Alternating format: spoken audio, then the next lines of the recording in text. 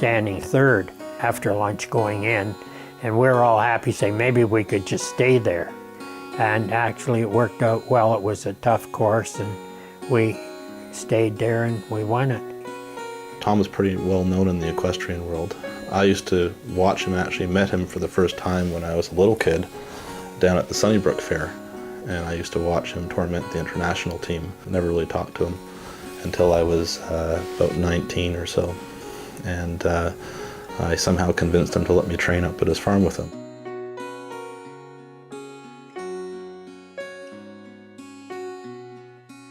I was just having a little trouble breathing and tired and just not doing nearly as much as I used to do and felt like doing. You know, when you compare him to most gentlemen in their 80s, in comparison he was still great, but you had to know him and you had to know what he was made of in order to appreciate the difference, and I just noticed a big difference.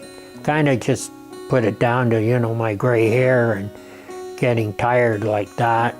And then it was Andrew that kind of said, you know, you're just not youth. There had already been some thoughts between him and his family doctor that there might be something going on with his heart, but all the details hadn't gotten sorted out. So he and his family doctor arranged for him to come to my clinic. And he had two main problems at the time. One of the problems was that his aortic valve wasn't opening properly. Furthermore, his angiogram demonstrated that he had coronary artery disease in more than one vessel. And so he needed bypass surgery. It was, you know, major surgery. I've got a pretty good scar. I've put quite a few miles on since I had the heart operation.